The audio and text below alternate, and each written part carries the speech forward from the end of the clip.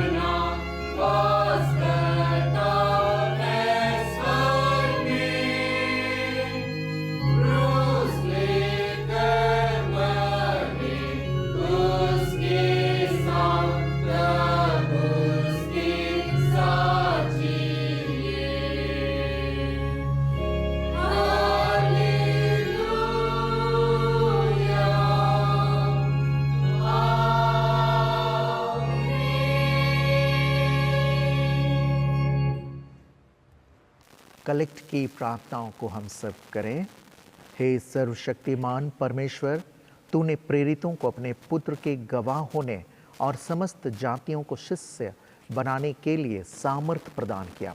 अपनी कलीसिया को ऐसी बुद्धि और धर्मोत्साह प्रदान कर कि वह सुसमाचार का प्रचार करे, और जिन्हें तू बुलाता है वे तेरे और तेरे पुत्र यीशु ख्रिस्त के सच्चे ज्ञान को प्राप्त करें, उसी के द्वारा जो तेरे और पवित्र आत्मा के साथ एक परमेश्वर अब और सदा जीता और राज्य करता है।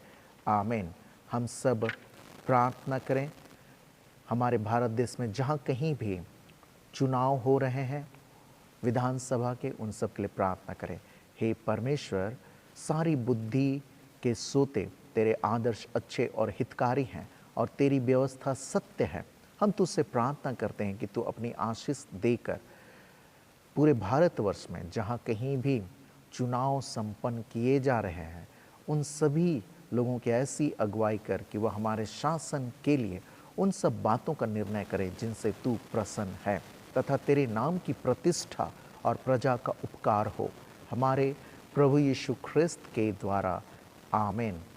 हे परमेश्वर, तूने सब जातियों के मनुष्यों को एक ही लहू से सारी पृथ्वी पर वास करने के लिए उत्पन्न किया और अपने धन्य पुत्र को इसलिए भेजा कि जो दूर है और जो निकट हैं दोनों को मेल का प्रचार करे। यह वर दे कि हमारे भारत देश के सब लोग तुझे टटोल कर पाए। और हे स्वर्गीय पिता, उस प्रतिज्ञा को शीघ्र पूरा कर जो तूने की है कि मैं सारे मनुष्यों पर अपना आत्मा उंडेलूंगा, हमारे त्राता यीशु ख्रिस्त के द्वारा। आमीन।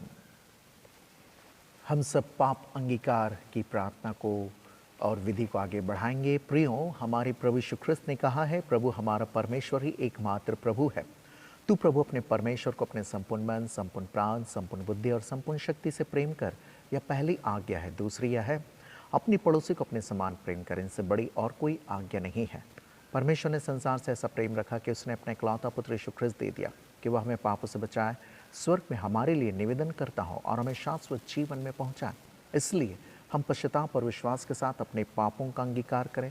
हम परमेश्वर की कृपा से उसकी आज्ञाओं का पालन करने का और सब लोगों के साथ मेल मिलाप और प्रेम से रहने का दृढ़ संकल्प करें। एक साथ, हे सर्वशक्तिमान परमेश्वर, हमारे स्वर्गीय पिता, हमने मन, वचन और कर्म से तेरे विरुद्ध और एक दूसरे के विरुद्ध पाप किया है। हमने अपनी अज्ञानता और दुर्बलता के कारण और जानबूझकर भी बुराई की है और भलाई करने में असफल रहे हैं। इन सब पापों के लिए हम सचमुच खेदित हैं और अंतःकरण से पश्चाताप करते हैं। तेरे पुत्र यीशु ख्रिस्त ने हमारे लिए अपने प्राण दिए, उसी के कारण हमने जो पाप किया उनको क्षमा कर और यह वर दे कि भविष्य में हम नया जीवन पाकर सदा तेरी सेवा करें, ताकि तेरे पवित्र नाम की महिमा हो। आमीन। सर्वशक्तिमान परमेश्वर उन सबको क्षमा करता है जो एक दूसरे को क्षमा करते हैं और सच्चा पश्चाताप करते हैं। वही आप सभी पर दया करे, आपके सब पापों को क्षमा करे, उनसे आप सबको छुटकारा दे, सब भले कामों में आपको स्थिर और सबल करे और शाश्वत जीवन में बनाए रखे, हमारे प्रभु यीशु ख्रिस्त के द्वारा। आमीन। परमेश्वर का धन्यवाद हो। आज के लिए चुना व ठहराया गया पहला पाठ वचन प्रेरितों के कार्य उसके 5वें अध्याय और उसके 27वें पद से लेकर 42वें पद तक। प्रेरितों के काम अध्याय 5 और उसके 27वें पद से लेकर 42वें पद तक। उन्होंने उन्हें फिर लाकर महासभा के सामने खड़ा कर दिया और महायाजक ने उनसे पूछा, क्या हमने तुम्हें चिताकर आज्ञा ना दी थी कि तुम इस नाम से उपदेश ना करना? तो भी देखो, तुमने सारे यरूशलेम को अपने उपदेश से भर दिया है और उस व्यक्ति का लहू हमारी गर्दन पर लाना चाहते हो। तब पतरस और प्रेरितों ने उत्तर दिया कि मनुष्यों की आज्ञा से बढ़कर परमेश्वर की आज्ञा का पालन करना ही कर्तव्य कर्म है। हमारे बाप दादों के परमेश्वर ने यीशु को जिलाया, जिसे तुमने क्रूस पर लटका कर मार डाला था। उसी को परमेश्वर ने प्रभु और उद्धारक ठहराकर अपने दाहिने हाथ से सर्वोच्च कर दिया कि वह इसराइलियों को मन फिराव की शक्ति और पापों की क्षमा प्रदान करे। और हम इन बातों के गवाह हैं। और पवित्र आत्मा भी, जिसे परमेश्वर ने उन्हें दिया है, जो उसकी आज्ञा मानते हैं। यह सुनकर वे जल गए और उन्हें मार डालना चाहा, परंतु गमालियल नाम एक फरीसी ने, जो व्यवस्थापक और सब लोगों में माननीय था, न्यायालय में खड़े होकर प्रेरितों को थोड़ी देर के लिए बाहर कर देने की आज्ञा दी।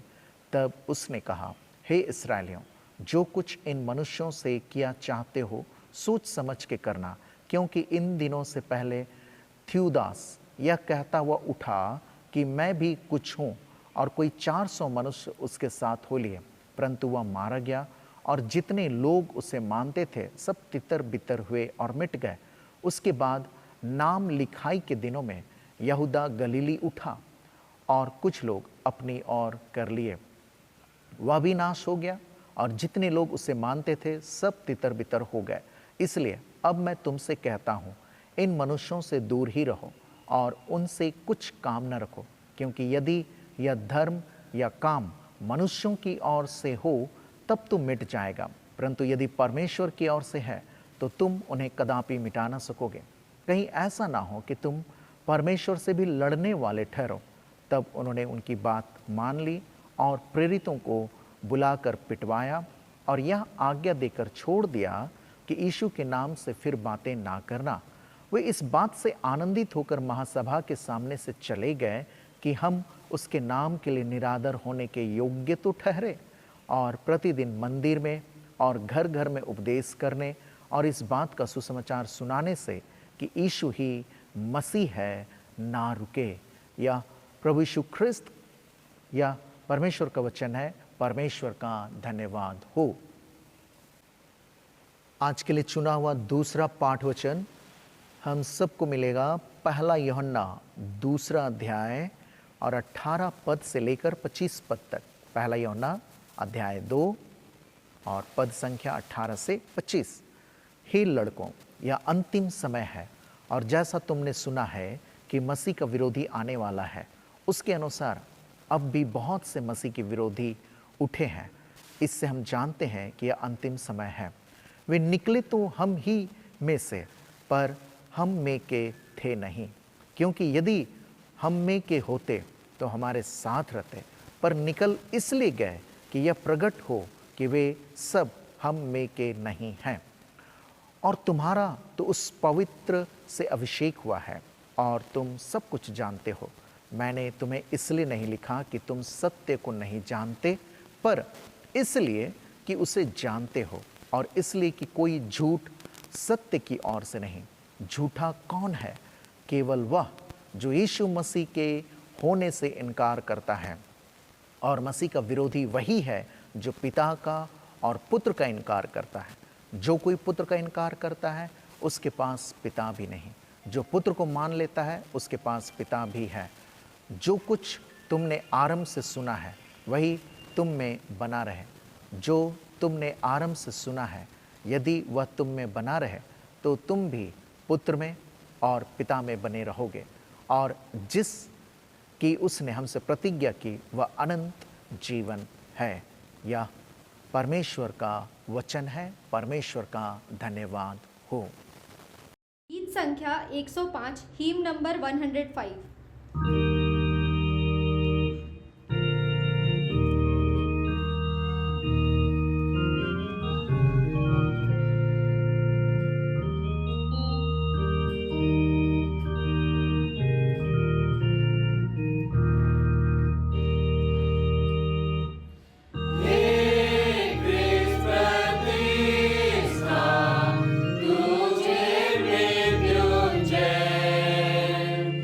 Sama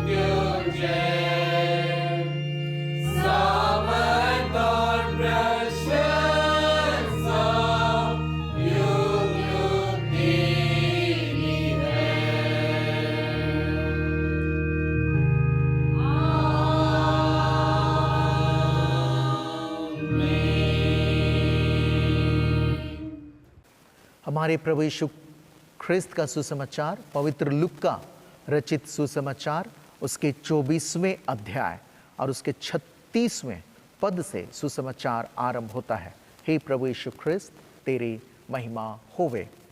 लूका 24 और उसके 36वें पद से वे ये बातें कह ही रहे थे कि वह आप ही उनके बीच में आ खड़ा हुआ और उनसे कहा, तुम्हें शांति मिले। परंतु वे घबरा गए और डर गए और समझे कि हम किसी भूत को देखते हैं। उसने उनसे कहा, क्यों घबराते हो और तुम्हारे मन में क्यों संदेह उठते हैं? मेरे हाथ और मेरे पाँव को देखो कि मैं वही हूँ। मुझे छू कर देखो, क्योंकि आत्मा की हड्डी मांस नहीं होता जैसा मुझ में देखते हो। यह कहकर उसने उन्हें अपना हाथ पांव दिखाया। जब आनंद के मारे उनको प्रतीति न हुई और आश्चर्य करते थे, तो उसने उनसे कहा, क्या यहाँ तुम्हारे पास कुछ भोजन है? उन्होंने उसे भूनी मछली का टुकड़ा दिया। उसने लेकर उनके सामने खाया।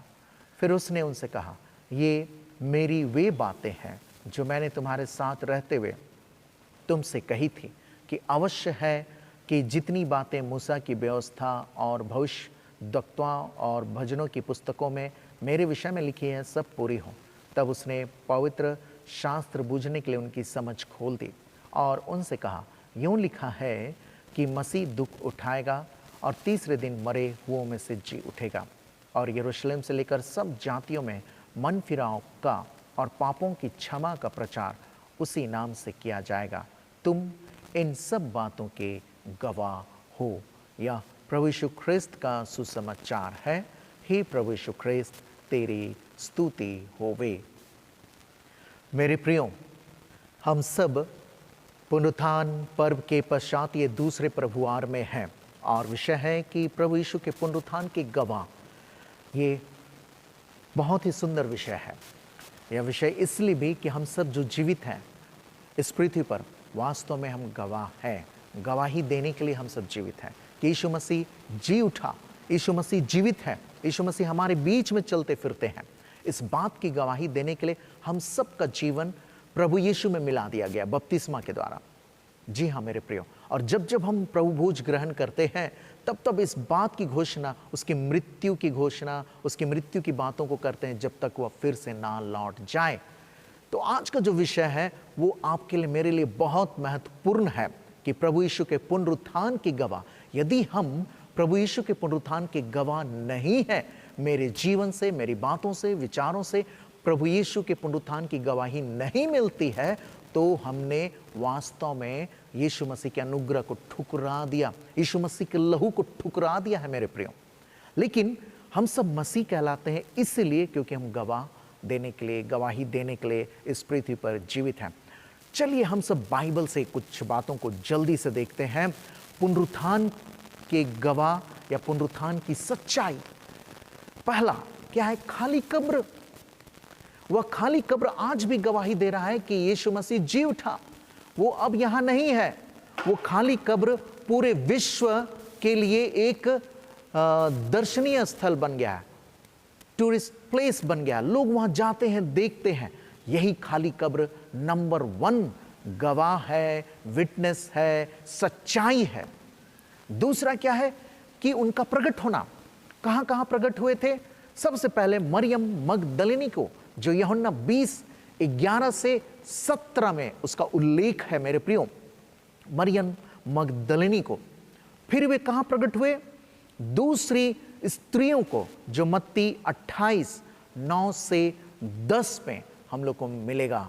आप सब इसे अपने नोटबुक में नोट कर सकते हैं, डायरी में नोट कर सकते हैं।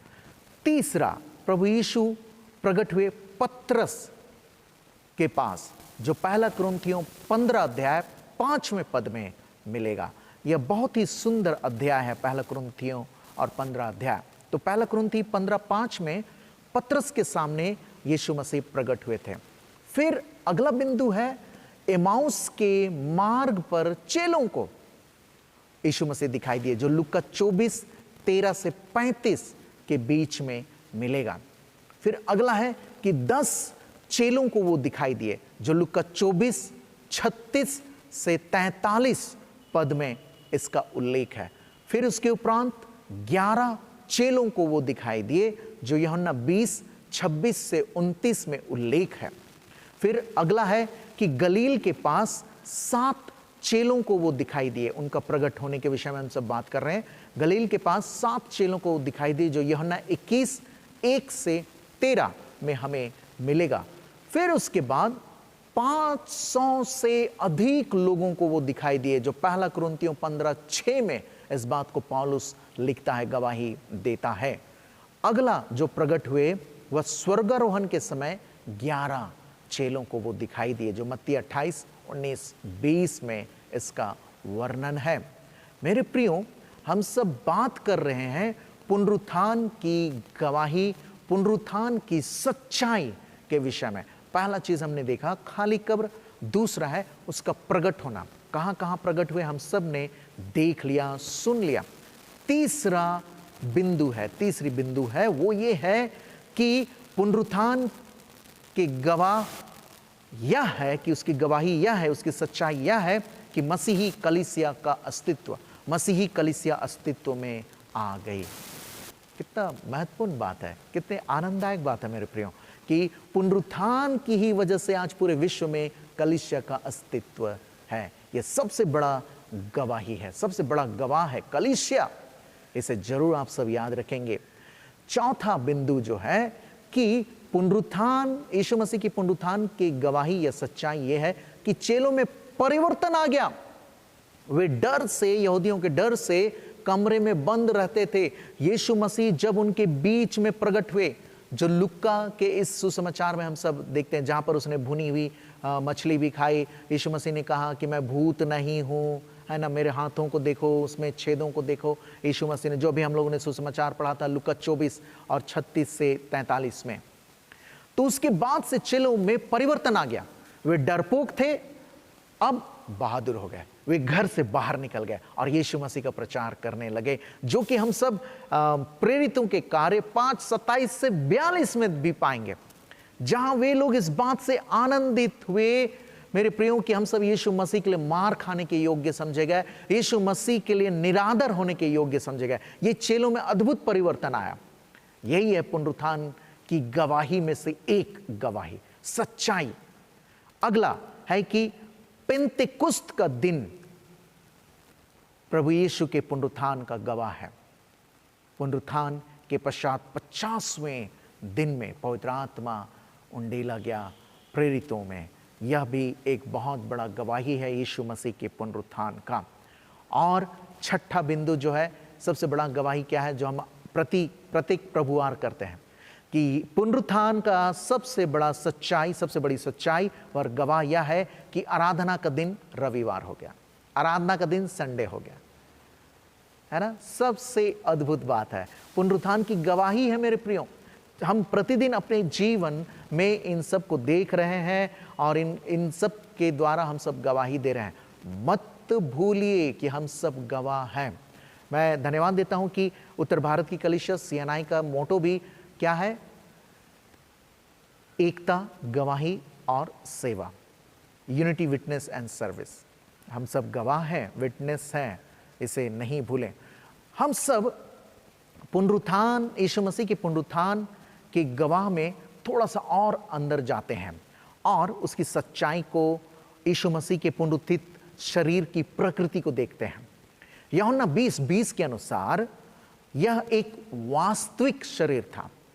जैसा यीशु मसीह को दफनाया गया था वैसा ही वो जी उठे। यह तो बहुत बड़ी गवाही है जो यूहन्ना 20:20 में लिखा है। दूसरा जो यूहन्ना 20:25 से 29 में लिखा गया है कि यह उसी शरीर के रूप में पहचाना गया जो कब्र में रखा गया था। कितनी अद्भुत बात है, उसके पुनरुत्थित शरीर की प्रकृति, यीशु मसीह के पुनरुत्थित शरीर की प्रकृति व सच्चाई। तीसरा ऐसा कि यह ऐसा परिवर्तित हो गया था कि मृत्यु और भौतिक सीमाओं के अधीन पुनः नहीं हो सकता था। अद्भुत बात है मेरे प्रियो, इसे हमें समझने की आवश्यकता है। हमने सबसे पहले देखा था पुनरुत्थान की गवाही अथवा सच्चाई, फिर उसके पुनरुत्थित शरीर की प्रकृति को हम लोगों ने देखा। पुनरुत्थान का महत्व, यीशु मसीह के पुनरुत्थान के गवाह हैं हम सब। लेकिन पुनरुत्थान अपने आप में कितना महत्व रखता है, सबसे पहले खुद यीशु मसीह के लिए कितना महत्वपूर्ण है यह पुनरुत्थान, आइए देखें। रोमियो 1:4 के अनुसार मसीह के लिए पुनरुत्थान का महत्व यह है, रोमियो 1:4 के अनुसार, कि इसने उसे परमेश्वर का पुत्र प्रमाणित किया। बिल्कुल सही बात कि रोमियो 1:4 में कि इसने उसे, यानी कि पुनरुत्थान ने यीशु मसीह को परमेश्वर का पुत्र प्रमाणित किया। यीशु मसीह के लिए यह महत्वपूर्ण चीज है। दूसरा, यीशु मसीह के लिए पुनरुत्थान का महत्व और क्या है? मत्ती 28:6 के अनुसार कि इससे सब कुछ जो उसने कहा था उसकी सच्चाई को दृढ़ किया। हमने सुसमाचार में सुना लूका 24:36 से 48 में कि यीशु मसीह ने कैसे मूसा की बातों को कहा, पुराने नियम की बातों को कहा। जो कुछ भी यीशु मसीह ने कहा था उसको सच्चाई से दृढ़ किया। मत्ती 28:6 में इसे हम सब पाएंगे। यीशु मसीह के लिए पुनरुत्थान का महत्व यही है, पहला कि वह परमेश्वर का पुत्र प्रमाणित हो गया इसके द्वारा। दूसरा, जो कुछ भी यीशु मसीह ने कहा था उसे सच्चाई से उसने दृढ़ किया। दूसरी बात कि पुनरुत्थान का महत्व सब मनुष्यों के लिए क्या है? सभी मनुष्यों के लिए, कोई भी, गोरे हो, काले हो, लंबे हो, नाटे हो, मोटे हो, पतले हो, सभी लोगों के लिए क्या महत्वपूर्ण है पुनरुत्थान का? बाइबल कहती है, पहला कुरिन्थियों 15:20 से 22 में बाइबल कहती है, मेरे प्रियो, कि यह सबके पुनरुत्थान को निश्चित करता है। सबके पुनरुत्थान को, संपूर्ण मानव जाति के पुनरुत्थान को निश्चित करता है प्रभु यीशु का पुनरुत्थान, जो पहला कुरिन्थियों 15:20 से 22 में मिलेगा। इसे जरूर नोट कर लें। उसके बाद पुनरुत्थान का महत्व सभी मनुष्यों के लिए क्या है? दूसरा बिंदु है या कि प्रेरित 17:31 के अनुसार यह आने वाले न्याय को निश्चित करता है। यह आने वाले न्याय को निश्चित करता है। हमने अभी तक देखा कि मसीह के लिए पुनरुत्थान का महत्व क्या था, क्या है, और दूसरा हमने देखा कि सब मनुष्यों के लिए मसीह का पुनरुत्थान का क्या महत्व है। तीसरा देखते हैं कि विश्वासियों के लिए, आपके और मेरे लिए यीशु मसीह का पुनरुत्थान का क्या महत्व है। हम जो गवाह है पुनरुत्थान के, आज का विषय ही है कि प्रभु यीशु के पुनरुत्थान के गवाह। तो पहला महत्व यह है, हम विश्वासियों के लिए पहला महत्व यह है, रोमियो 4:25, या परमेश्वर की स्वीकृति की निश्चयता देता है। रोमियो 4:25। दूसरा, यह मसीहों के लिए, हम सब के लिए सेवा के निमित्त सामर्थ का आश्वासन देता है। सेवा के निमित्त सामर्थ का आश्वासन देता है। सर्विस, मैंने कहा CNI का मोटो क्या है? Unity, witness and service. Witness पढ़ लिया, अभी सर्विस। या सेवा के लिए, सेवा के निमित्त सामर्थ का आश्वासन देता है। इफिसी 1:16 से 22 इसमें हम सब पढ़ पाएंगे कि यह सेवा के निमित्त सामर्थ का आश्वासन देता है। विश्वासियों के लिए और एक बिंदु, पुनरुत्थान का महत्व विश्वासियों के लिए क्या है, आपके और मेरे लिए क्या है, उसका अगला बिंदु यह है कि यह विश्वासियों के पुनरुत्थान का आश्वासन देता है। विश्वासियों के पुनरुत्थान का आश्वासन देता है, जो दूसरा कुरिन्थियों 4:14 में मिलेगा। आप लोग जरूर पढ़िएगा। आप सब जो YouTube के द्वारा इस उपदेश को सुन रहे हैं, जरूर नोट कीजिए। मैं विश्वास करता हूं आप ऐसा ही कर रहे हैं। यह विश्वासियों के लिए पुनरुत्थान के महत्व का दूसरा बिंदु है कि यह विश्वासियों के पुनरुत्थान का आश्वासन देता है, जो दूसरा कुरिन्थियों 4:14 में हमें मिलेगा। अगला पॉइंट है जो विश्वासियों के लिए पुनरुत्थान के महत्व से संबंधित है कि यह मसीह को, यीशु मसीह को, जी हां, यीशु मसीह को कलीसिया के सिर के रूप में ठहराता है। इफिसी 1:19 से 22। कितनी अद्भुत बात है। परमेश्वर को धन्यवाद हो, हम सबको वचन के द्वारा वो आनंदित किए जा रहा है। यह मसीह को, यीशु मसीह को कलीसिया के सिर के रूप में ठहराता है, जो इफिसी 1:19 से 22 में हम सब पाते हैं।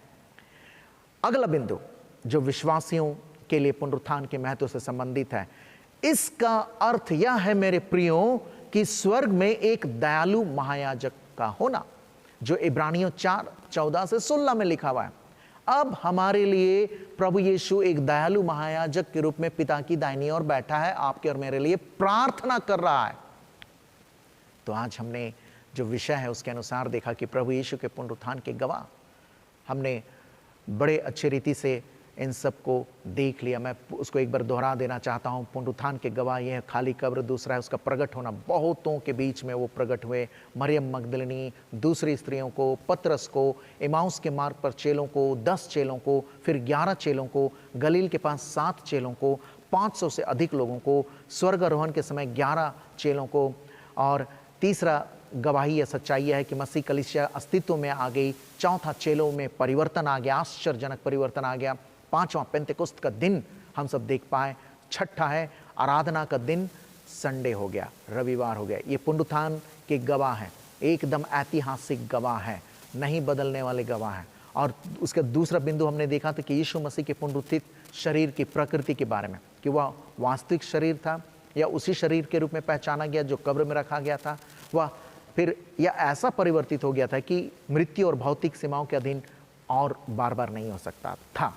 पुनरुत्थान का महत्व मसीह के लिए क्या है कि उसने परमेश्वर के पुत्र होने को प्रमाणित किया। दूसरा है, इससे जो कुछ यीशु मसीह ने कहा था उसको सच्चाई से दृढ़ किया। पुनरुत्थान का महत्व यही है। फिर सब मनुष्यों के लिए यह था है कि वह सबके पुनरुत्थान को निश्चित करता है, फिर आगामी आने वाले न्याय को निश्चित करता है। विश्वासियों के लिए क्या है पुनरुत्थान का महत्व? कि यह परमेश्वर की स्वीकृति की निश्चितता देता है, या सेवा के निमित्त सामर्थ का आश्वासन देता है, या विश्वासियों के पुनरुत्थान का आश्वासन देता है, या मसीह को कलीसिया के सिर के रूप में ठहराता है। अंतिम है कि इसका अर्थ यह है कि स्वर्ग में एक दयालु महायाजक का होना। मेरे प्रियो, आप इन बिंदुओं को, इन बातों को जरूर अपने डायरी में लिख लें, लोगों को बांटें, शेयर करें, ताकि वे भी पुनरुत्थान की शक्ति से, सामर्थ्य से भर जाएं और सच्चे गवाह बने रहें। परमेश्वर आप सभी को बहुतायत की आशीष दे। प्रार्थना करें। जीवित यीशु, तेरे वचन के लिए धन्यवाद। धन्यवाद कि तू जी उठा, सचमुच तू जी उठा, और हम सब के लिए परमेश्वर तूने पुनरुत्थान को निश्चित कर दिया है। धन्यवाद, तेरे जी उठने के द्वारा हम सब परमेश्वर जीवित लोगों की मंडली में कहलाए जाते हैं। प्रार्थना है परमेश्वर, हम सब लोग प्रतिदिन तेरे वचन के अनुसार तेरे जी उठाए जाने की बातों को घोषणा करें, और सबके सामने परमेश्वर तू हम सब का प्रभु यीशु है या मानने से ना डरे। हमारे प्रभु यीशु ख्रिस्त के द्वारा, आमीन। हम सब अपने विश्वास को दृढ़ाएं, एक साथ प्रेरितों के विश्वास वचन का अंगीकार करते हुए। मैं सर्वशक्तिमान पिता, स्वर्ग और पृथ्वी के सृष्टिकर्ता परमेश्वर पर विश्वास करता हूँ। मैं उसके इकलौते पुत्र हमारे प्रभु यीशु ख्रिस्त पर विश्वास करता हूँ। वह पवित्र आत्मा के सामर्थ्य से गर्भ में आए और कुंवारी मरियम से जन्मे। उसने पोंतुस पिलातुस के शासन में दुख भोगा, वह क्रूस पर चढ़ाया गया, मरा और गाड़ा गया, और मृतकों के लोक में उतरा। तीसरे दिन वह जी उठा, वह स्वर्ग पर चढ़ गया और पिता की दाहिनी ओर विराजमान है। और जीवित और मृतकों का न्याय करने को फिर आएगा। मैं पवित्र आत्मा पर, पवित्र सार्वलोक की कलीसिया पर, संतों की संगति, पापों की क्षमा, देह के पुनरुत्थान और अनंत जीवन पर विश्वास करता हूँ। आमीन। Easter Carol number 9.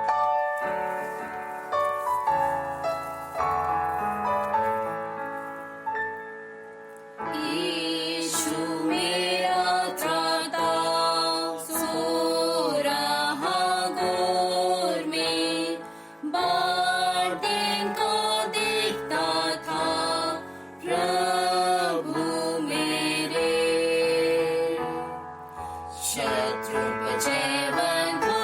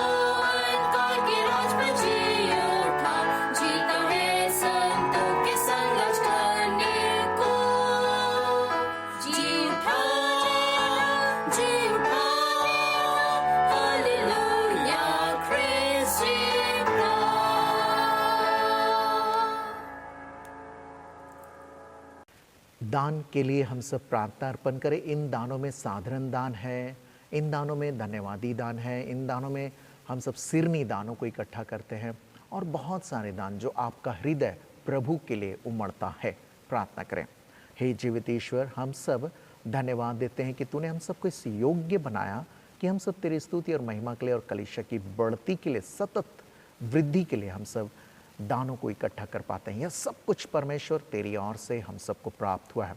इन एकत्रित किए गए दानों को जो अपने अपने घरों में हम सब इकट्ठा कर रहे हैं, सब पर तू आशीष और अनुग्रह दे, ताकि ये कलीसिया में सौंप दिए जाएं और कलीसिया की निरंतरता के लिए, उसकी वृद्धि के लिए सदैव यह काम आता रहे। जितने लोगों ने सहभागिता इसमें दिखाई है, बनाए रखी हुए, सभी आशीषित और अनुग्रहित रहें।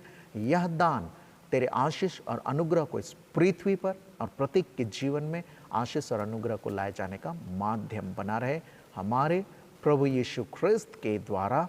आमीन। हम सब धन्यवाद की प्रार्थना को अर्पण करेंगे। जितने लोग पूरे सप्ताह अपने जन्मदिन के लिए, वैवाहिक वर्षगांठ के लिए और कोरोना बीमारी से बचा लिए जाने के लिए और भी भिन्न भिन्न जो आश्चर्यक्रम है जो उन्होंने महसूस किया है, उन सब के लिए जो धन्यवादी आराधना या धन्यवादी प्रार्थना हृदय अर्पण करना चाहते हैं, उन सब के लिए हम लोग प्रार्थना करेंगे। स्तोत्र 146 को सुनेंगे। हालेलुया। हे मेरे जीव, प्रभु के नाम की स्तुति कर। मैं अपने जीवन भर प्रभु की स्तुति करूँगा। मैं जब लो मेरी अस्थि रहेगी, तब लो अपने परमेश्वर के स्तुति गान करूँगा। तुम अधिपतियों पर भरोसा मत रखो और न किसी मनुष्य वंशी पर जिसमें त्राण शक्ति नहीं। उसका प्राण निकलेगा, वह अपनी मिट्टी में मिल जाएगा। उसी दिन उसकी युक्तियाँ नष्ट भई। धन्य वह है जिसका सहाय याकूब का परमेश्वर है, जिसकी आशा प्रभु अपने ईश्वर पर है, जो स्वर्ग और पृथ्वी और समुद्र और जो कुछ उसमें है सबका करता है, जो सच्चाई को सदा लो स्थिर रखता है। पिता की और पुत्र की और पवित्र आत्मा की महिमा होवे, जैसे आदि में थी, अब है और सदा युगान युग रहेगी। आमीन। प्रार्थना करें।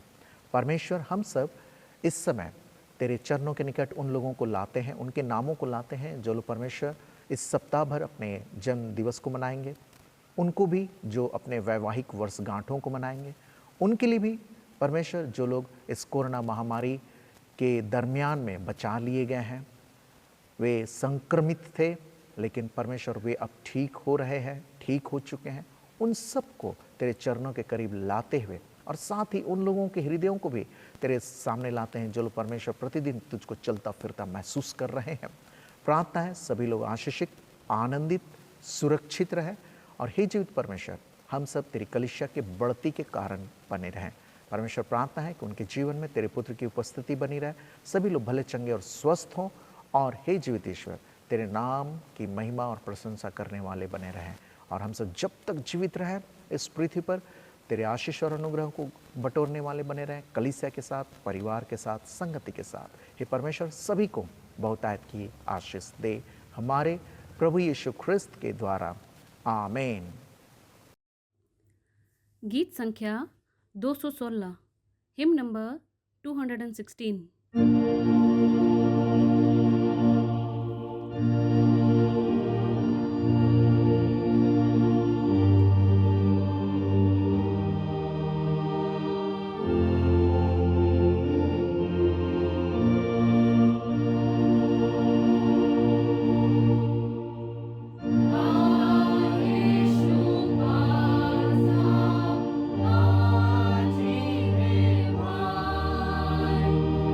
Oh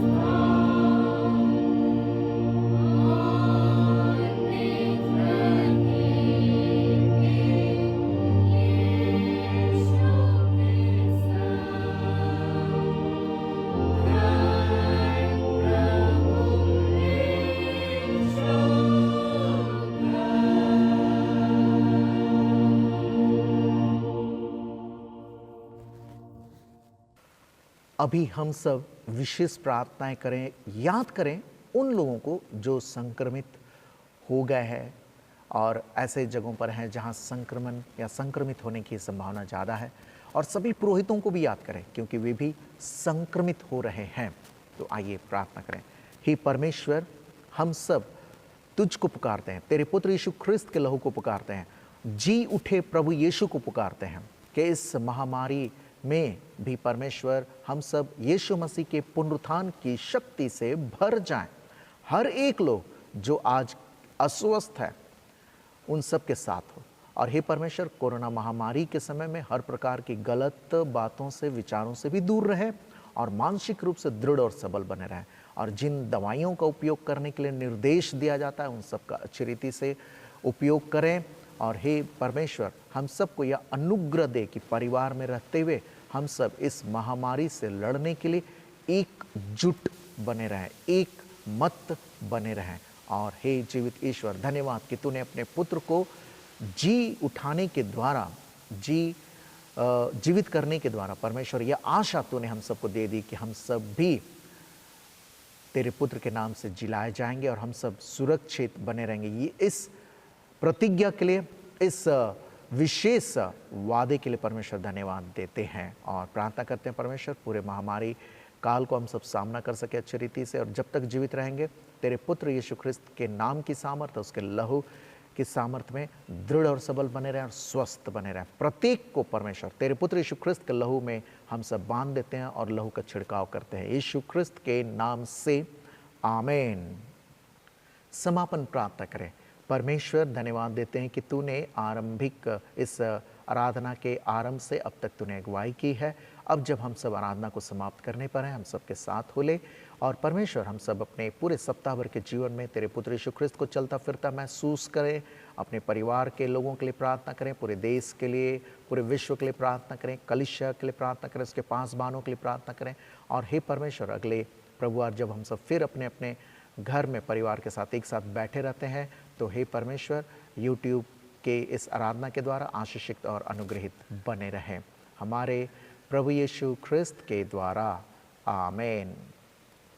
परमेश्वर की शांति जो सारे समझ से परे है, परमेश्वर के और उसके पुत्र हमारे प्रभु यीशु ख्रिस्त के ज्ञान और प्रेम में आप सबके हृदय और विचारों को सुरक्षित रखे, और सर्वशक्तिमान परमेश्वर पिता, पुत्र और पवित्र आत्मा की आशीष आप सभी पर हो और आपके साथ सर्वदा रहे, आमीन, आमीन,